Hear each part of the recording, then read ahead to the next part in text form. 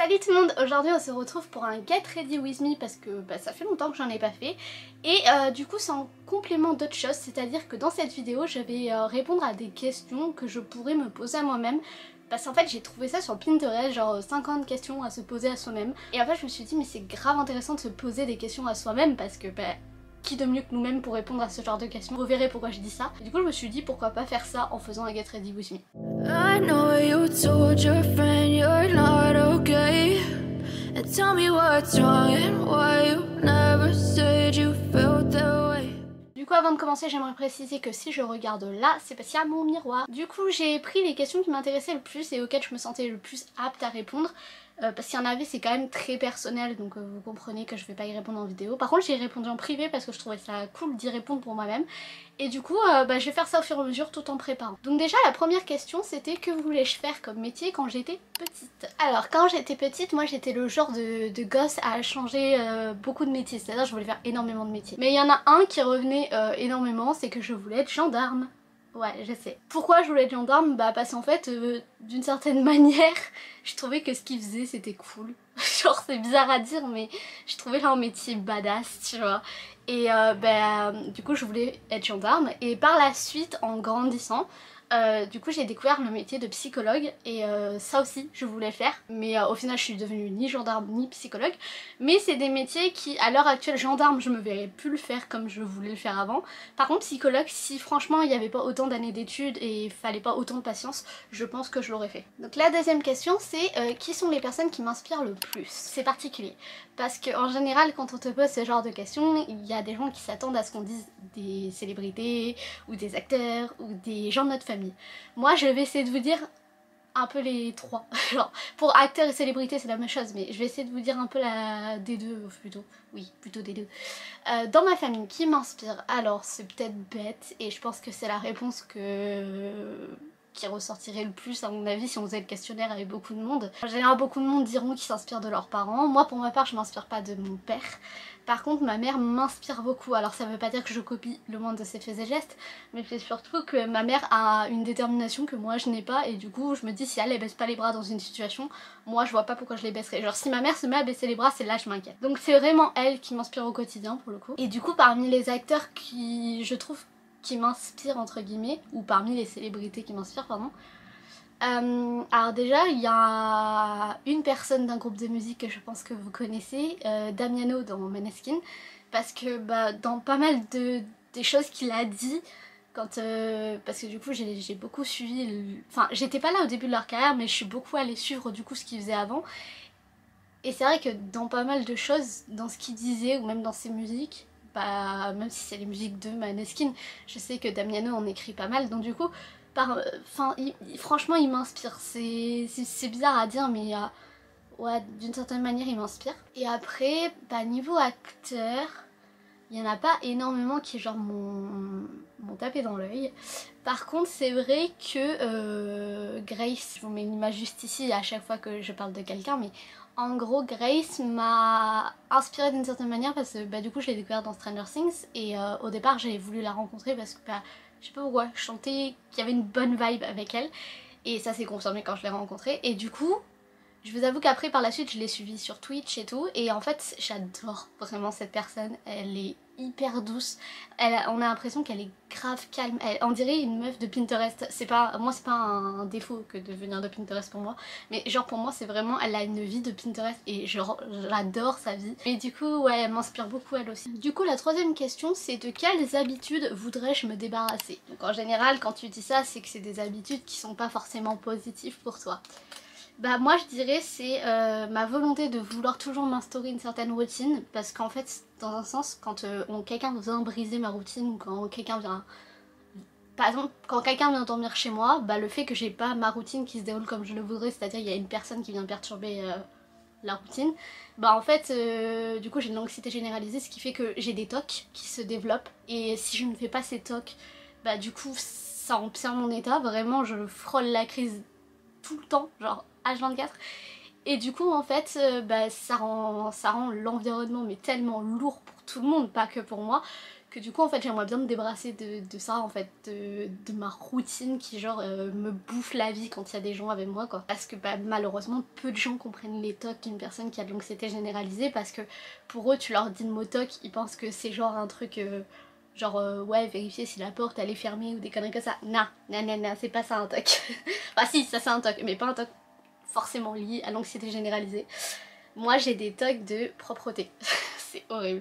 J'ai des tocs en fait en gros si... Bah je vais vous donner un exemple. Mais en gros je peux littéralement récurer ma maison H24, vouloir que tout soit propre H24. Et vraiment si ma maison n'est pas propre, je te jure je peux devenir hyper désagréable, ne pas vouloir sortir de chez moi jusqu'à ce que ma maison soit propre. Et en fait c'est horrible parce que quand il y a quelqu'un qui est là et qui perturbe cette routine, en fait j'ai remarqué je fais ça parce que je veux que la personne parte. Et d'une certaine manière, tant que la maison, la personne est là, la maison aura beau être clean et briller, tant que la personne est là, pour moi la maison est sale. C'est très bizarre à dire mais pour moi c'est ça. Et ça c'est un de mes nombreux tocs qui en ce moment, bah, j'ai pu le découvrir récemment et j'ai pu bah, du coup l'expérimenter, et je vous avoue que bah, j'aimerais me débarrasser de mes routines. Mais c'est pas possible. Sinon en fait je dirais aussi, bah, du coup depuis que je suis petite j'ai un stock aussi... Je sais à quoi c'est dû, mais je vais pas vous le dire parce que je me sens pas encore prête. C'est dû à ce que je vous ai dit, que j'avais découvert en début d'année ce que c'était, et du coup ça a enfin un nom chez moi. Mais en gros, j'ai tendance à me gratter le crâne jusqu'au sang dès que quelque chose va pas, dès qu'il y a une émotion, dès que je ressens une émotion, dès que je stresse, dès que je suis frustrée, dès que je... Peu importe, dès qu'il se passe quelque chose dans ma vie, je me gratte le crâne jusqu'au sang. J'ai littéralement le crâne depuis que je suis petite, il se régénère pas réellement, genre la peau de mon crâne est toujours pleine de croûtes parce que bah, je me gratte H24. Je suis obligée H24 de me laver les cheveux pour bah, enlever en fait le sang qu'il pourrait avoir parce que c'est pas très élégant.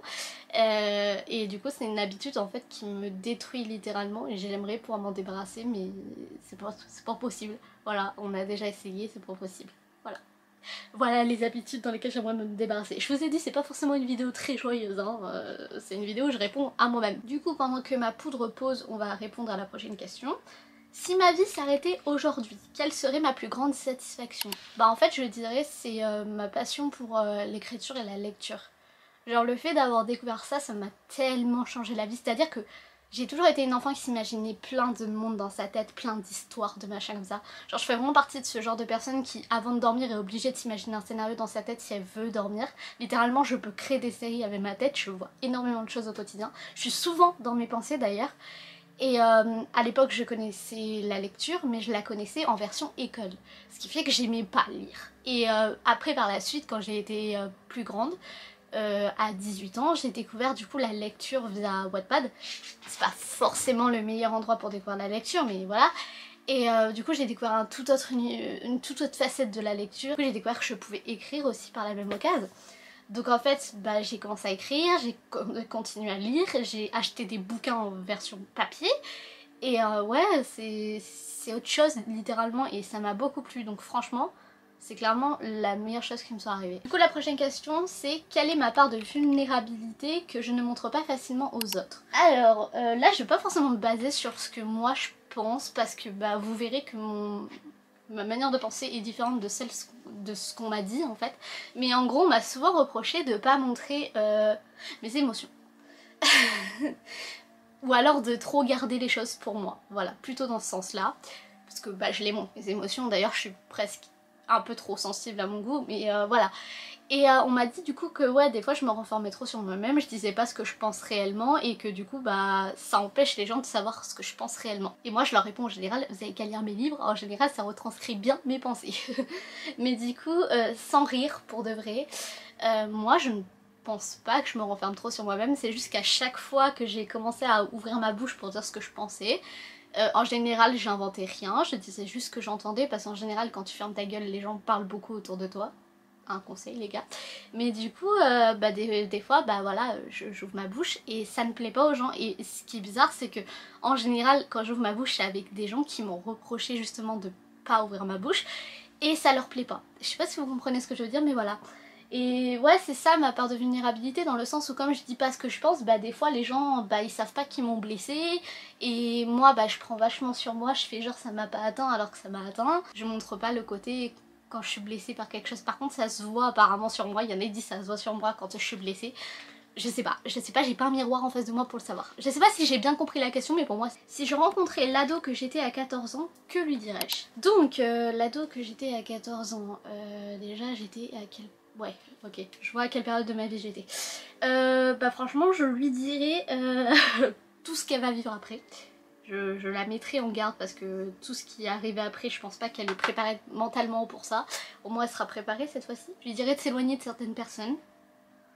Parce qu'il y en a certains qui se sont amusés, donc je me dirais de s'éloigner. Franchement, je sais pas du tout. En fait, si je revenais en arrière et que je disais tout ce qui va lui arriver à la moi de 14 ans, je suis pas sûre qu'elle continuerait de vivre.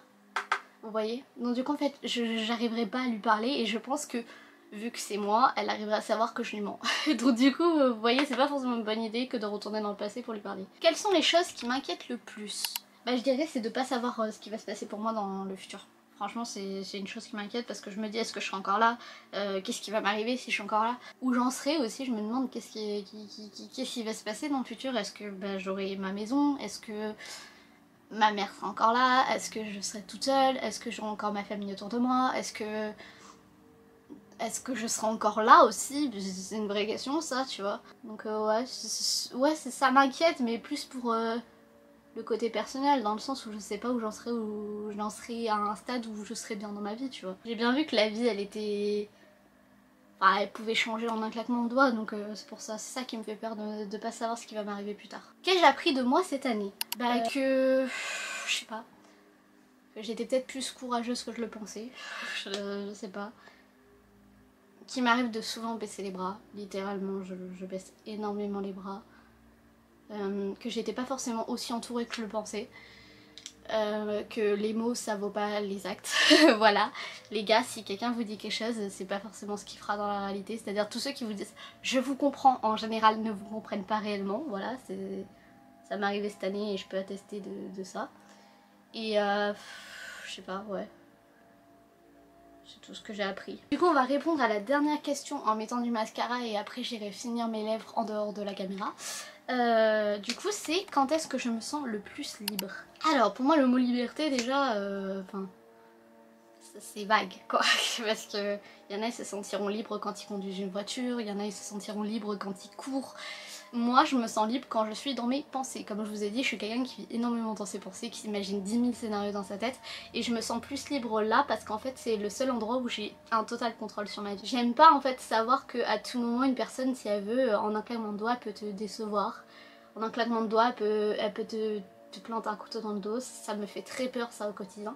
Et alors que dans ma tête, cette personne, si je veux pas qu'elle me déçoive, elle me décevra pas parce que bah, c'est moi qui la contrôle dans ma tête. Vous voyez ce que je veux dire? Donc ouais, moi je me sens plus libre dans ma propre tête que dans la rue ou en faisant une activité. Avant de finir, j'aimerais vous montrer quelqu'un. Je vous présente Hades. Elle est trop mignonne. C'est mon petit chat du coup que j'ai adopté récemment. Donc là elle veut aller jouer, hein, c'est pour ça qu'elle est comme ça. Mais voilà. Toi tu veux. Parce que du coup pour la pâter dans ma chambre j'ai pris un jouet, là elle veut le récupérer. Je vous avoue que la cohabitation avec mon chat, donc Doute, que vous avez déjà vu, est un peu compliqué mais ça s'arrange avec le temps. C'est juste que Hades est très brute, très brutus et Doute déteste les gens brutus de base. Donc c'est assez compliqué mais c'est assez drôle aussi. Sur ce je vais vous laisser, je vous fais plein de gros bisous, à la prochaine.